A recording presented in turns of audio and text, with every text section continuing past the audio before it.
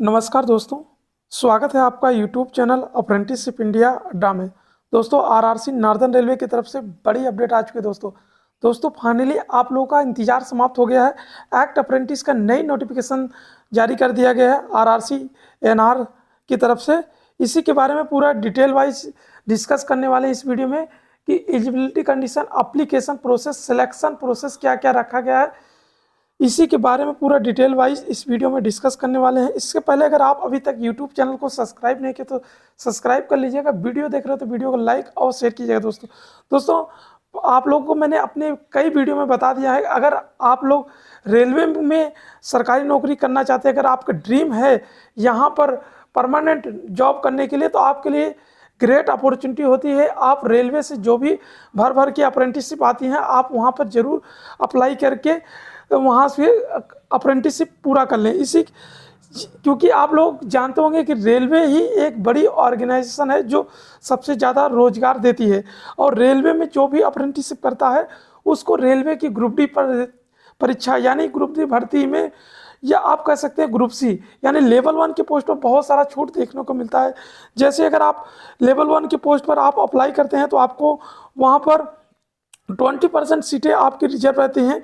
जो CCA candidate होते हैं यानी जो रेलवे से अप्रेंटिसशिप करते हैं, उनको कोर्स कंप्लीटेड एक्ट अप्रेंटिस में कंसीडर किया जाता है और उनको 20% सीटें रिजर्व रहती है। और जो उनका पीईटी होता है उसमें भी आप लोगों को छूट दिया जाता है, यानी कोई भी आपकी पीईटी नहीं होती, आपको फिजिकल नहीं देना है, ये चीज़ें होती हैं। और साथ ही साथ आपका जो एनसीवीटी का सर्टिफिकेट होता है, जब आप अपना अप्रेंटिसशिप पूरा कंप्लीट कर लेते हैं तो आपको एक एनएससी सर्टिफिकेट दिया जाता है, उसका भी आप लोगों का यहाँ पर वेटेज दिया जाता है। ये जो आपकी एनसीवीटी सर्टिफिकेट होता है उसका 1/3 वेटेज दिया जाता है, प्लस आपकी जो सीवीटी एग्जाम होती है उसका भी आपको यहाँ पर 2/3 करके फाइनल मेरिट बनाया जाता है। तो आपको बहुत सारा बेनिफिट यहाँ पर देखने को मिलता है। तो हमने आपको कई बार इस वीडियो में बताया भी होगा कि आप रेलवे से अप्रेंटिसशिप जब भी आए तो इस मौके को छोड़ना नहीं, आपको यहाँ से अप्रेंटिस से अप्लाई कर लेना है। तो आज जो आई है वो वैकेंसी है नार्दर्न रेलवे की तरफ से निकली है। एक्ट अप्रेंटिस की 2023 के लिए यहाँ पर नोटिफिकेशन रिलीज़ किया गया है। तो आप जैसे देख सकते हैं, मैं आरआरसी नार्दर्न रेलवे की ऑफिशियल वेबसाइट पे आ चुका हूँ। जैसे आप यहाँ पर आएंगे तो आप नीचे स्क्रॉल करेंगे तो आपको यहाँ पर 4 तारीख के डेट में 4/12/2023 के डेट में यहाँ पर नोटिफिकेशन देखने को मिल जाएगा। यहाँ पर notification for the engagement of the, यहाँ पर 3,93 पोस्ट पर यहाँ पर अप्रेंटिस की वैकेंसी निकाली गई है, जो यहाँ पर मेंशन किया गया है जी। इसके बगल में आप यहाँ पर लिंक दिया गया, आप जैसे क्लिक करेंगे तो यह नोटिफिकेशन डाउनलोड हो जाएगा। इसकी यहाँ से मैंने नोटिफिकेशन डाउनलोड कर लिया है। ये रही आपकी डिटेल नोटिफिकेशन, यहाँ पर देख सकते हैं। यहाँ पर ये डिटेल नोटिफिकेशन है जो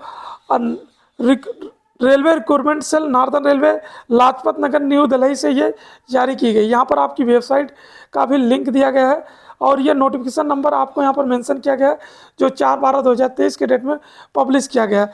ये आपकी अप्रेंटिस एक्ट 1961 के तहत होने टोटल वैकेंसी यहाँ पर 3,093 पोस्ट पर यहाँ पर वैकेंसी निकाली गई, जो बहुत ज़्यादा पोस्ट की वैकेंसी है, फिर भी आप यहाँ पर अप्लाई कर सकते हैं। आपको यहाँ पर ऑनलाइन जो एप्लीकेशन प्रोसेस स्टार्ट होगा वो यहाँ पर बताया गया है। वो 11/12/2023 के डेट से आपकी ऑनलाइन स्टार्ट होगी और एप्लीकेशन का लास्ट डेट यहाँ पर बताया गया 11/1/2024 तक आप ऑनलाइन भर सकते हैं। और आपकी इसकी जो मेरिट डिस्प्ले की जाएगी वो 12/2/2024 में आपकी मेरिट यहाँ पर पब्लिश की जाएगी। और यहाँ पर आपकी ट्रेड वाइज आपको यहाँ पर डिटेल भी प्रोवाइड किया गया है, कौन से ट्रेड में कहाँ पर कितनी सीट है वो आगे आपको देखने को मिल जाएगी। वर्कशॉप वाइज या डिवीजन वाइज आपको यहाँ पर देखने को मिलेगा।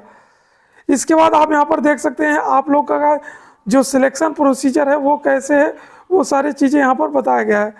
यहाँ पर नीचे स्क्रॉल करेंगे तो आपको यहाँ पर मेंशन किया गया है कि आपकी जो एजुकेशनल क्वालिफिकेशन है वो 4/12/2023 के डेट में होना चाहिए, अंदर में होना चाहिए।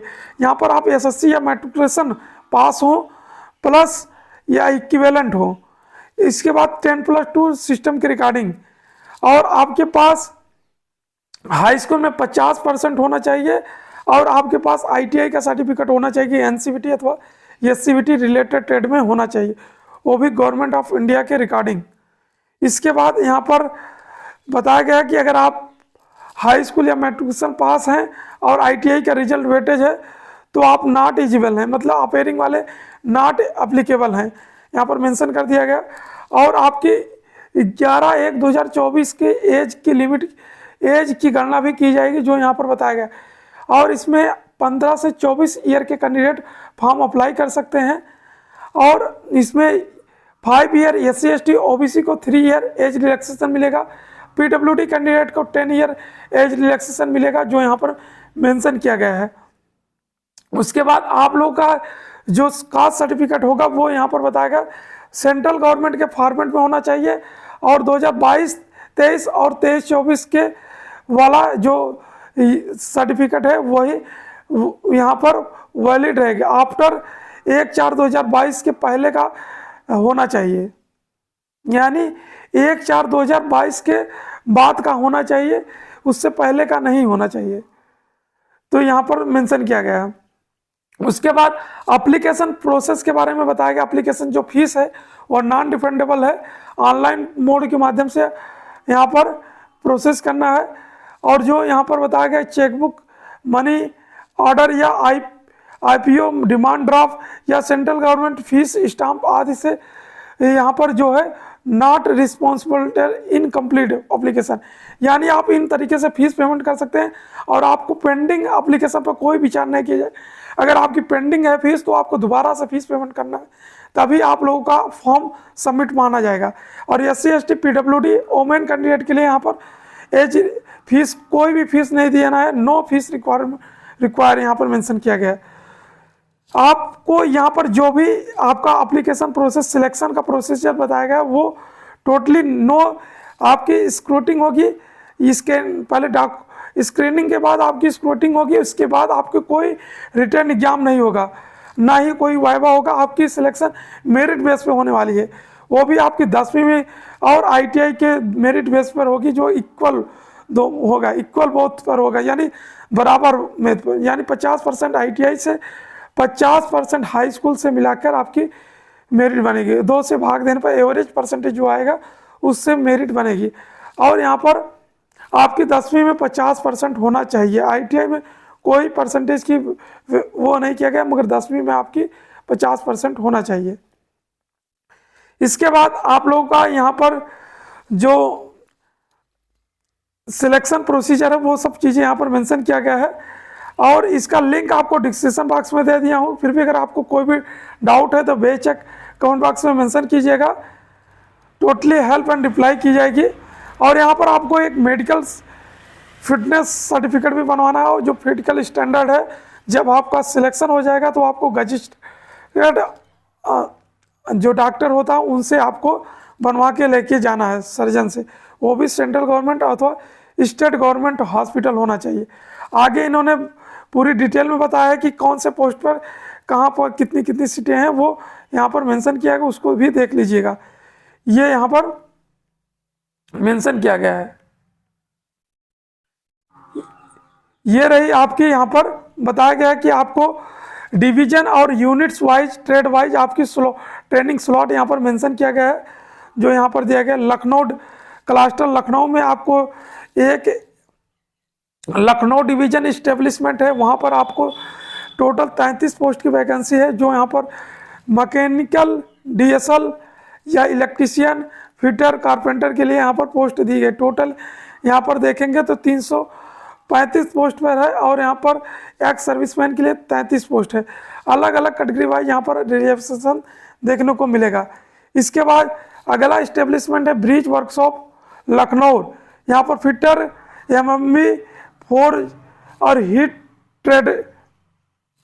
ट्रेडर और वेल्डर, गैस एंड इलेक्ट्रिक और वेल्डर स्ट्रक्चर के लिए यहाँ पर है, और पेंटर जनरल के लिए, मशीनिस्ट के लिए है, टर्नर के लिए है, और मटेरियल हैंडिंग इक्विपमेंट मैकेनिक कम ऑपरेटर के लिए।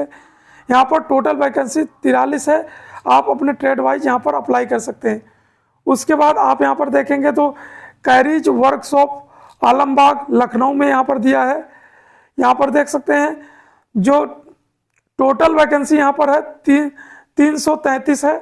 और यहाँ पर कारपेंटर, फिटर, पेंटर और ट्रिमर और मशीनिस्ट, वेल्डर और के लिए यहाँ पर दिया गया है।